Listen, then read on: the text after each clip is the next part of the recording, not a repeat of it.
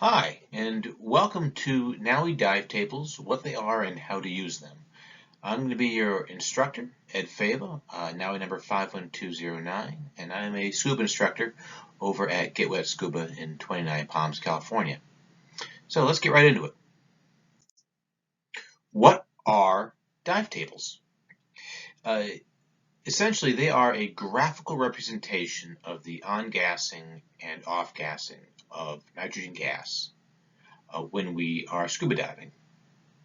The dive tables that we use are recreational dive tables. They're recreational because they assume no mandatory underwater decompression.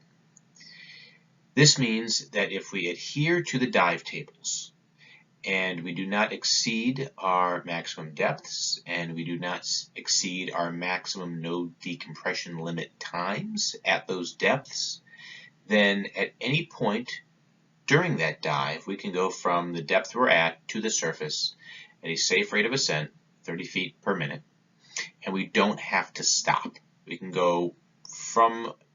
stop the dive, go to the surface in an emergency. If we were to be not following these dive tables and exceeding our no decompression limits, we would have a mandatory underwater decompression obligation, meaning we'd have to stop at some point in the water table and decompress before we could safely go to the surface. Now, every dive should include a safety stop at 15 feet, 5 meters for 3 minutes. Now, that's a safety stop, so it's not mandatory, but it is highly recommended. But again, if we are following our dive tables, it means that we don't have to stop, just follow a safe rate of ascent to the surface. Also, because the dive tables are tracking both our on-gassing and our off-gassing during our service interval, they allow us to do repetitive dives. So it allows us to see how much nitrogen is still in our body's tissues prior to our next dive so we can account for it and dive safely. So what do dive tables tell us? Well, during a dive, as we go deeper, water pressure increases, and that water pressure affects everything on us, our bodies, our gear, but that water pressure does not increase the density of water, so it's not compressing the water itself. It does, however, compress any gas, so that includes the gas that's in our lungs that we're breathing from our cylinder. Because that gas is compressed, we need more of it, more of the actual air particles, more of the oxygen, more of the nitrogen that is found in our air to actually enter our lungs and fill them up to their full volume. So while the ratio of oxygen to nitrogen stays the same, it's still 21% oxygen, 79% nitrogen, the partial pressure of those two gases increase proportionate to the depth we go to. So when we go down to 33 feet of seawater, that increases the overall pressure by 1 atmosphere, 14.7 pounds per square inch. So when we are at 33 feet of seawater, we have 2 atmospheres absolute. That means the pressure on everything has doubled. And it means that the volume of any gas is going to be cut in half. So we need twice as much of it to fill our lungs. So because we have twice as much oxygen, twice as much nitrogen entering our lungs, our body wants to come to equilibrium with that. And it is going to push that into our tissue. So when I say tissue, this means your whole body. It means your skin, your fat, your muscle, your bones, your organs. And all of these tissues are different. And they all absorb and release nitrogen at different rates. And there's been a lot of study into the rates that they will absorb and release it, and very complicated algorithms have been used to develop dive tables to account for that absorption and release in our different tissues. But what you really need to worry about is that your body wants to absorb that nitrogen that it's not using. It's an inert gas. Our body is metabolizing the oxygen. Oxygen is not going to be negatively impacting our body as we're breathing air at recreational depths. Now, once you get into nitrox, once you get into depths beyond recreational diving depths, then we have to start worrying about the effects of increased partial pressures of oxygen. Until then, we're just focused on nitrogen, and that is what your dive tables are focused on. Again, the absorption and release of nitrogen. So as we go down, more nitrogen is getting absorbed into our tissue, and that's fine. Where it becomes an issue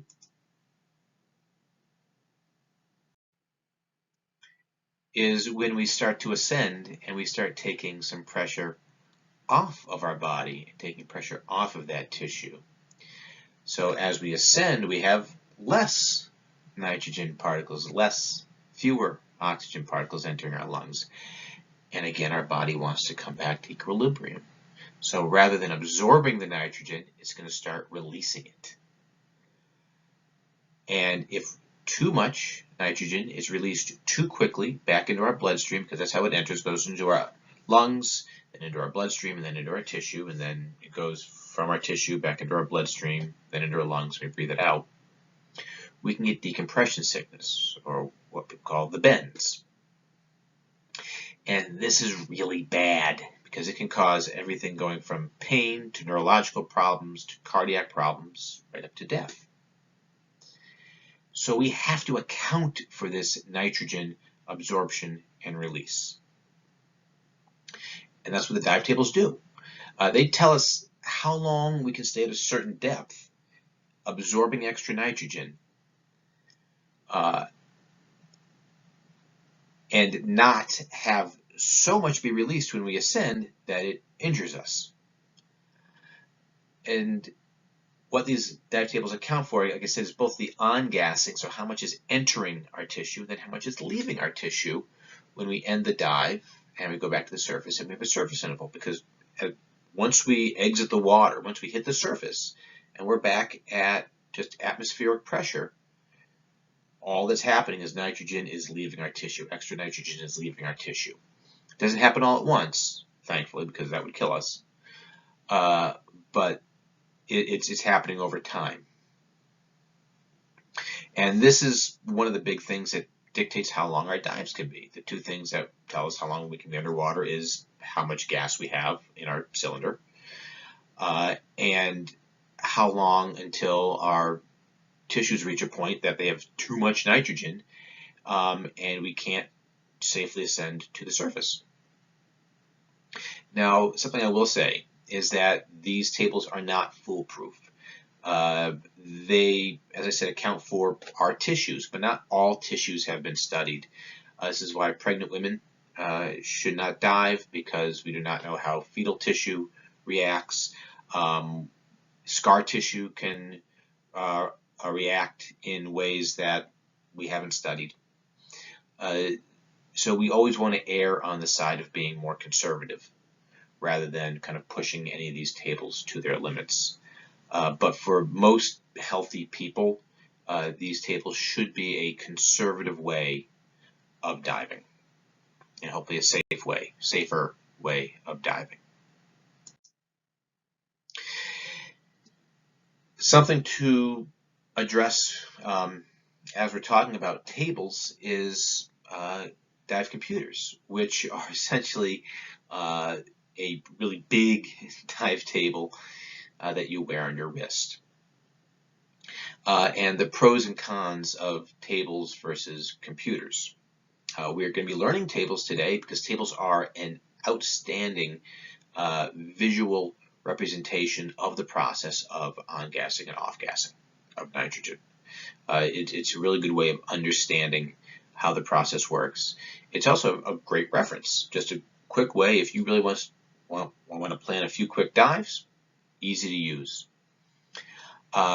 Tables they're fast. They are a low-cost reference. Price of a table is pretty darn cheap. You can find one on your phone. You can find it online. Also, tables are very conservative, which can be seen as a pro or a con. They're very conservative because they require rounding up to the next longest time and rounding to the next deepest depth.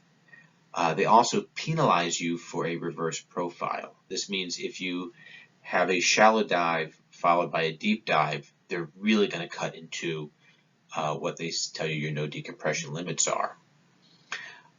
So this makes it much safer, but it does not maximize your dive time. So they can be, like I said, very conservative. And if you're looking to spend as much time underwater as possible, dive tables aren't going to really do that for you. They also assume that you've been to your deepest depth the entire dive. While there are multi-level dive tables, the ones we're learning today do assume that you're doing what's called a square profile. So you go down to your deepest depth, you stay there the entire time, and then you safely ascend to the surface. Also, with dive tables, you will still need a watch or a bottom timer and a depth gauge, which are all elements that are integrated into a dive computer. So looking at dive computers, they constantly account for the on-gassing and off-gassing of nitrogen based on your current depth. So they give you credit for being shallower. They know how long you've been at a given depth and can run complicated algorithms that account for your different tissues absorbing and releasing nitrogen. So they maximize your dive time and will give you a real-time no decompression limit, allowing you to adjust your dive on the fly based on your actual dive profile, not the one that your dive table thinks you're doing. Also, computers automatically start and stop dives. So if you forget to check your watch at the beginning or an end of a dive, you're going to have an inaccurate dive time. And you can buy a specific bottom timer that can do this for you. But if you're doing that, you might as well buy a computer. Now, I should say that computers can fail. Just like any kind of electronic, a dive computer can have a dead battery. It can just conk out on you. I've had that happen where it just fails. If this happens, your dive's over. Send your safety stop and end the dive. And troubleshoot it at the surface. But generally speaking, dive computers are now an affordable, safe, reliable way of planning and executing your dive. And most modern divers dive with a dive computer. That said, we are going to still be learning dive tables because they, again, are a fantastic reference and really do a great job of illustrating the principles, the concepts that are executed in a dive computer. So let's take a look at a dive table. The dive tables that we are going to be using are the NAUI air tables. These have recently been updated with new maximum dive times and also to include shallower depths in order to account for people doing very long dives in shallower water, which is pretty common among people doing research or doing shallow water photography. So things to look at in a dive table, that you want to make sure that the table is for the gas that you are actually breathing, because there are air tables, there are also nitrox tables for different mixtures of nitrox. So as you can see up here, we are using air dive tables. And this dive table features 3 sections. So tables 1, 2, and 3. Table 1 up here, what we're looking for is our deepest planned depth and our maximum dive times. So the maximum dive time for your first dive is the red number with a circle here, meaning that you can go to 50 feet for 75 minutes, or you can go to 60 feet for 50 minutes. That is your no decompression limit. Once you hit that, you must start surfacing. You'll see some numbers past that. This is if you do violate this number, which you should not do. it tells you that you actually have a mandatory underwater decompression stop at your safety stop depth. So if I go from past 50 and go up to 55 minutes at 60 feet, I have to stop at 15 feet for 2 minutes. Now, if you're very low on air, you might not have that. If there's an emergency and you feel like you really have to surface, you don't have that luxury. You are obliged to stay or risk the bends if you surface. So we really want to make sure that we stay less than this circled number here. But table 1 here gives you your planned depth and your planned time.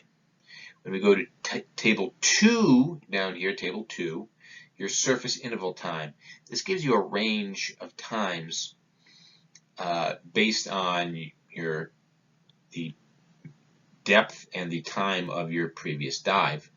So you'll see down here from 10 minutes to 52 minutes and 53 minutes to an hour 44, going all the way up to 5 hours 41 minutes to 24 hours. You'll notice that 24 hours is the maximum time for all of these. This is because after 24 hours, you are considered to be completely off-gassed and you're no longer doing a repetitive dive. It's just you're back to dive number 1. So you see that the shortest time for all these is 10 minutes. And that is your minimum surface interval to have one dive end and the next dive begin. Which usually good luck, getting to the surface and swapping out your cylinder and getting back into the water in under 10 minutes. So that's generally not particularly hard to account for. Then we go over to table 3, where we have our residual nitrogen time and our new no decompression limit,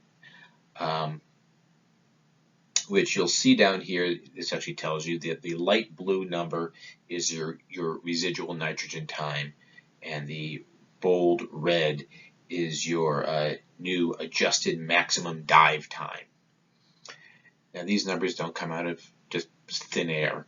You'll notice that if you come down to 40 here and you add any of these numbers up, they will add up to the red number with the circle. So for instance, all the numbers under the 40 foot, the top and bottom, will add up to 130. If you add up all the numbers under 50 feet, they will add up to 75. So the top blue number, your residual nitrogen time, we'll talk about this again when we specifically address this, but this accounts for the amount of nitrogen still left in your tissue, meaning you're starting that dive as though you've already been at that depth for a certain amount of time, and you can only stay for enough time to reach your maximum dive time, your no decompression limit. So up here gives you a little formula. Residual nitrogen time plus actual dive time gives you your total nitrogen time, which is what we then use for a repetitive dive. So how we use these dive tables for planning. Again, make sure that you are using the correct table for the breathing gas you're using. Again, today we're using air. 21% nitrogen, 79% nitrogen, 21% oxygen, 79% nitrogen. The first thing you want to do is note your planned maximum depth, as well as your next deepest depth. So as you're planning this, we want to plan what happens if we, go deeper than we planned. Also, we stayed longer than we planned. So in this case, let's say we have a planned maximum depth of 47 feet. Well, we come over here, I don't see a 47, so I'm going to round it up to 50. Now, my next deepest depth would be 60. So if I do 47 feet, round up to 50, and I say, okay, I want my maximum dive time. I'm planning on doing a dive for, we'll say 35 minutes. Well, I don't see a 35 here, but I see a 34. I have to round up to the 41. Again, I said dive tables are conservative, and this is where that conservatism really starts coming into play, making you be deeper than you are and making you stay longer than you did. So we go, okay, 41 minutes at 50 feet. Now, if I were to violate that, the depth, and go down to 60, well, I said 35, that would put me over here to 39 at 60, which puts me in a different pressure group, which we'll talk about in a second. But in neither case am I exceeding my maximum dive time, so I'm good there. If I accidentally go deeper, I can still complete my dive. I'll just have to account for it as I plan my next dive. And if I'm just doing one dive for the day, that's it, getting in and out, well, that's the only table I need, at table 1. However, if I'm going to do a second dive that day or a third dive that day, I need the other 2 tables. So this is that first table that we're looking at, and here's table 2, and here's a larger version of table 2. So if I'm going to plan a repetitive dive, I need to know how much extra nitrogen is still in me when I get back into the water. So we said that we were going to go down to 47 feet for 35 minutes. So let's say we did that dive correctly. That would take me here to 41. I'd follow that down, and that brings me to F. Let's take a look at F over here.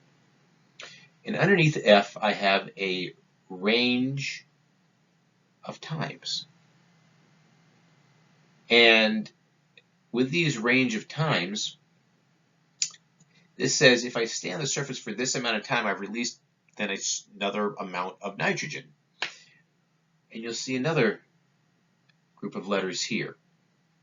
So when I end my first dive, I have an F amount of nitrogen in me. I do not know how much an F amount of nitrogen is, but it is the amount of nitrogen that's in your body if you dive to 50 feet for 41 minutes. That's that amount of nitrogen. But if I go ahead and I stay on the surface for, let's say, 2 hours, I know it can be a little hard to see here, but that's 1 hour and 45 minutes and 2 hour and 37 minutes, so 2 hour surface interval. Well, I'm releasing some nitrogen, and this says, well, I've released enough nitrogen that I now have a D amount of nitrogen that is in my tissue. Again, I don't know how much a D amount of nitrogen is, but it's less than an F. So once I've established how much I've off-gassed, I can say, okay, D. Let's go on to table 3. And in table 3, what this gives us, just as I was talking about before with your residual nitrogen time and your adjusted maximum dive time. So I said D, we're over here. Well, I know that my next dive is going to be shallower than my first dive. So in this case, we're going to go down and do a 30-foot dive. All right, so D, if I follow 30 down and find D, what this says is, all right, I have a residual nitrogen time, that light-faced blue number, of 51 minutes. And I have a adjusted maximum dive time of 172 minutes, which is a very long time. But what this is saying is that it's as though I have started my dive at minute 51. I already have 51 minutes worth of nitrogen in my tissue at 30 feet. And I can stay then for an additional 172 minutes.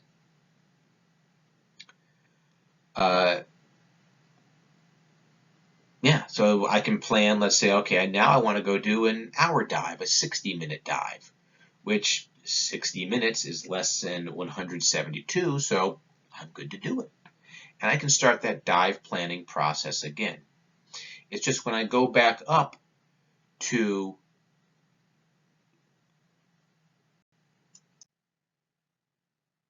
table 1 again, follow that up to 30 feet, I have to then add that 51 to the 60, which is 111, to right here. Oh, so that's more than 107, so I take that over to 125. I'd follow that down, and it makes me an I diver. And then I go through that process again. How long am I at the surface? Off-gassing, follow it over. You know, as I've off-gassed, find that letter, do a shallower dive, or another dive to 30 feet, and continue that process. So this is how we use our dive tables to plan and record dives. Again, this is very conservative, and I do highly recommend buying a quality dive computer. They have planning functions in them, do a lot of this for you. But again, the dive table is a great reference. You can put it in your pocket. You can really kind of work out quickly, hey, we want to go down for one dive. Can we go to that depth, and, you know, are we okay? Yeah, yes, no. Yeah, I hope this has been informative, and look forward to seeing you underwater.